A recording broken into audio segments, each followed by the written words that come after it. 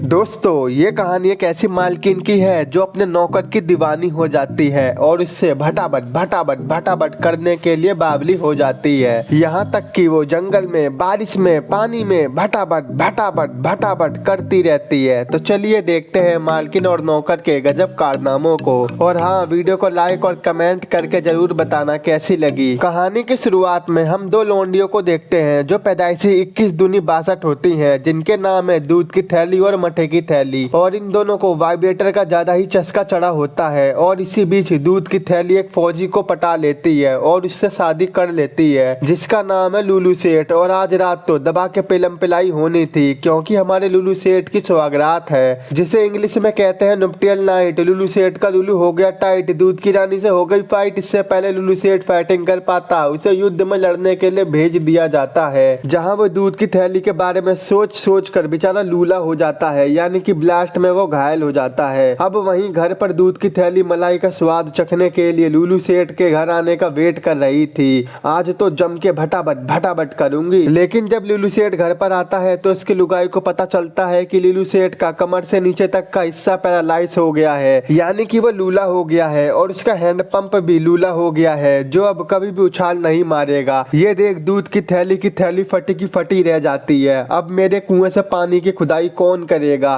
क्योंकि पहली लुगाई और पहली ठुकाई जिसको नसीब ना हो उसका दर्द लाजमी है। खैर, इसके बाद ये दोनों अपनी गांव की पुरानी हवेली में आ जाते हैं, जहां पर दूध की थैली लुलू सेठ का बहुत अच्छे से ख्याल रखती है। उसे नहलाती है, धुलाती है, पिलाती है, खिलाती है, नचाती है, घुमाती है और उसके सारे शौक ए से जेड तक पूरे कराती है। लूले होने के बाद भी दूध की थैली उसे बहुत प्यार करती है। उसी रात दूध की थैली के खड्डे में अद्दे लेने का मन कर रहा था, इसीलिए वो अपने लूले पति का हाथ अपनी तितली पर रख देती है। ऐसे नहीं तो ऐसे कर दो, लेकिन कर दो। लेकिन लुलू भाई ऐसा कतई नहीं करते। ओ डैम, तो क्या करोगे भाई। अगले दिन दूध की थैली लुलू सेठ को बाहर घुमाने ले जाती है, जहाँ वो उससे कहता है कि मैं बचपन में यहाँ पर आकर हैंड पंप नचाता था और आज मेरा हैंड पंप मुझे नचा रहा है। इसका मतलब ये है, ये एक बच्चा चाहता है जो इसका वारिस बन सके, क्योंकि लुलू सेठ इकलौता है। अगर इसे वारिस नहीं मिला तो इसका वंश यहीं पर खत्म हो जाएगा। तो इसीलिए वो अपनी लुगाई से कहता है, जान तुम चाहो तो किसी और से भटाभट भटाभट कर सकती हो और तुम बच्चा भी पैदा कर सकती हो। तो दूध की थैली कहती है, लुलू सेठ ये कौन सी तमीज है, माना तुम लूले हो तो इसका मतलब ये थोड़ी है मैं अपनी तितली कहीं भी उड़ाती फिरूंगी। तो लुलू सेठ कहता है, कोई बात नहीं, कहीं भी उड़ाओ। ये सुन दूध की थैली मन ही मन तो बहुत खुश होती है, क्योंकि अब मौका है वर्षों की प्यास बुझाने का। और लुलू सेठ कहता है, मुझे तुम पर भरोसा है, तुम जिसे भी चुनोगी सही चुनोगी, क्योंकि ये हमारी फैमिली की इज्जत का सवाल है। अब ऐसे ही कई दिन बीत जाते हैं। एक दिन दूध की थैली जंगल में घूम रही थी, तभी उसे एक छोटी सी झोपड़ी दिखाई देती है। ये देख वो उसके पास जाती है, जहाँ पर एक नौकर नंगा होकर नहा रहा था और दूध की थैली उसके लहरते बदन को बड़े गौर से निहार रही थी, जैसे कि अभी बावली हो जाए। इसके बाद वो उसकी झोपड़ी में जाती है और कहती है, वाओ क्या झोपड़ी है, और इससे भी बड़ी मेरी डैश डैश डैश। दूध की थैली कहती है, तुम यहाँ पर अकेले रहते हो। तो वो कहता, हाँ रानी साहिबा, क्योंकि मेरी करमजली लुगाई 1000 मर्दों से भटाभट भटाभट कर चुकी है, जिसे मैंने कई सौ बार पकड़ा है, इसीलिए मैं अपनी ड्यूटी छोड़कर यहाँ रहने लगा। तो वो कहती है, ओ सिड गॉड, तुम्हारे साथ अच्छा नहीं हुआ। और वो उसके घर के बाहर से कुछ पीले फूलों को तोड़कर मुस्कुराते हुए अपने घर पर चली जाती है। अगले दिन ये फिर से वहीं पर जाती है, जहाँ वो उस नौकर को फट्टों में कील ठोकते हुए देखती है। ये देख उसका भी ठुका का मन कर जाता है और वो उसे पूरे पूरे इशारे देती है, आ बैल मुझे मार। लेकिन वो नौकर उसे घंटा भाव नहीं देता, तो वो भी वापस चली जाती है। अगले दिन दूध की थैली फिर से उसी झोपड़े में जाती है। वो एक तित्तिर के बच्चे को अपने हाथ में लेकर भावनाओं में बह जाती है, क्योंकि उसको भी एक बच्चा चाहिए था। इसीलिए वो ठुकाई मार को गले से लगा लेती है और ऐसे ऐसे इशारे करती है कि ठुकाई मार भी उसके आगे पिघल जाता है। पर वो कहता है, मैडम मैं आपको मिनट से पहले पेल दूं, पर मुझे डर है कि आपके पति को पता लग गया तो वो मुझे नौकरी से ना निकाल दे। तो वो कहती है, ऐसा कुछ नहीं होगा। तो फिर ये दोनों भटाभट भटाभट करने लग जाते हैं और काम खत्म करने के बाद वो आधे रास्ते तक छोड़कर आता है। अब दूध की थैली को फिर से दूध निकलवाना था, इसीलिए वो फिर से ठुकाई मार के पास जाती है। तो वो कहता है, दूध की थैली तू बार बार यहाँ पर आएगी तो तुझे कोई देख लेगा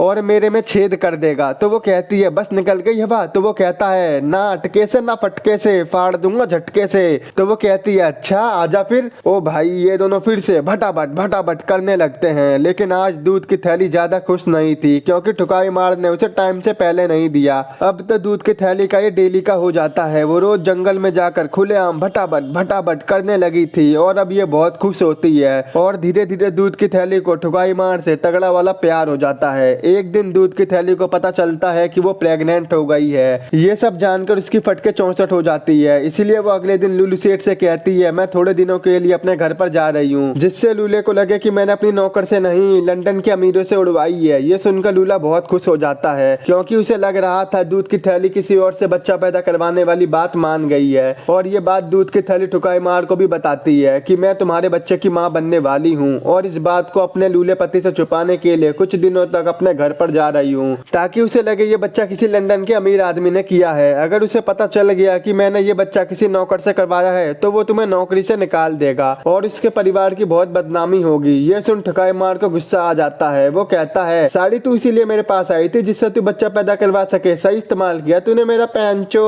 ये सुनकर दूध की थैली गुस्से में वहां से चली जाती है और वहां पर अपनी डायरी भूल जाती है। वो उसे खूब आवाज मारता है, लेकिन दूध की थैली वहां पर नहीं आती। अब घर पर ठुकाई मार की याद आने की वजह से वो फिर से ठुकाई मार के झोपड़े में जाती है और उससे सॉरी कहती है। वो कहती है, मैं तुमसे बहुत प्यार करती हूँ और इसीलिए मैं लुलू सेठ को तलाक दे दूंगी सिर्फ तुम्हारे खातिर। तभी बारिश होने लगती है और दूध की थैली खुलेआम धड़ंगी होकर नहाने लगती है। ये देख ठुकाई मार से रहा नहीं जाता, वो उसे बारिश में बजाने लगता है। वहीं दूध की थैली को ढूंढते हुए उसकी नौकरानी जंगल में पहुंच जाती है, जो उन दोनों को एक साथ जंगल में नहाते हुए देख लेती है। ये देख उन दोनों की फट जाती है। अगले दिन दूध की थैली की बहन मट्ठे की थैली उससे मिलने आती है और वो दोनों दबा के मौज मस्ती और पिलाई की बात करती हैं और मजे मजे में दूध की थैली अपनी बहन को ठुकाई मार से ठुकाई करवाने वाली बातों को बता देती है। ये सुन मट्ठे की थैली को ये बात बिल्कुल भी हजम नहीं होती। वो कहती है, बहन तुझे एक नौकर ही मिला था क्या, इससे अच्छा तू अपनी पिंकी पिटवाती ही नहीं। तो वो कहती है, दीदी वो बहुत मस्त है और उसका घोड़ा उससे भी मस्त है, आओ मैं तुम्हें उससे मिलवाती हूँ। फिर वो दोनों ठुकाई मार के झोपड़े में आती हैं, जहाँ पर मट्ठे की थैली कहती है, मैं तुम दोनों को क्या नाम दूं और तू ठुकाई मार, तूने सोचा है जब तेरी नौकरी चली जाएगी तो तू दूध की थैली और उसके बच्चों को कैसे खुश रख पाएगा। सिर्फ ठुकाई ही प्यार नहीं होता, ये कोई रिश्ता नहीं है, अब तू सोच ले जरा। और ये बोलकर वो चली जाती है। तो फिर दूध की थैली कहती है, मेरी बहन पागल है, तुम इसकी छोड़ो, चलो आ जाओ। फिर क्या, ये दोनों भटाभट भटाभट करने लग जाते हैं। अगली सुबह दूध की थैली अपनी बहन के साथ लंदन चली जाती है, जहाँ पहुंचकर वो हमेशा ठुकाई मार की यादों में खोई रहती थी। वहीं दूसरी ओर चुपके से एक अनजान आदमी ठुकाई मार की झोपड़ी में घुस जाता है, जहाँ पर उसे वही डायरी मिलती है जो दूध की थैली उस दिन भूल गई थी। इस डायरी से वो अनजान आदमी ये अंदाजा लगाता है कि दूध की थैली उस नौकर से अफेयर चला रही है और ये बात वो आदमी पूरे शहर में फैला देता है, जो बात लुलू सेठ तक भी पहुंच जाती है। तो फिर वो ठुकाई मार को बुलाता है और उससे कहता है, साले मेरी जमीन पर रहकर मेरी लुगाई ठोक रहा है और पूरे शहर में मेरी बदनामी करा रहा है, शाम तक यहाँ से गोली हो जाइयो। ये सारी बातें हवेली की नौकरानी दूध की थैली को बता देती है कि ठुकाई मार को नौकरी से निकाल दिया गया है और पूरे शहर में तुम्हारी चर्चा है। ये सुनते ही वो लंदन से सीधा हवेली में पहुंच जाती है। वो सबसे पहले ठुकाई मार की झोपड़ी में जाती है, जहाँ वो सामान पैक करके वहाँ से जाने की तैयारी कर रहा था और कहता है, मैं जल्द ही तुमसे जरूर मिलूंगा। ये सुन दूध की थैली बहुत रोती है और अब बहुत उदास हो जाती है। फिर वो लुलू सेठ से मिलने जाती है तो वो कहता है, तूने मेरे साथ ऐसा क्यों किया, तूने तो मेरे खानदान की नाक कटवा दी। तो वो कहती है, तूने ही तो कहा था। तो लुलू कहता है, साड़ी ये नहीं कहा था कि नौकर को भी लपेट लो, मैंने कहा था तुम्हें बच्चा पैदा करना है लेकिन किसी रईस आदमी से,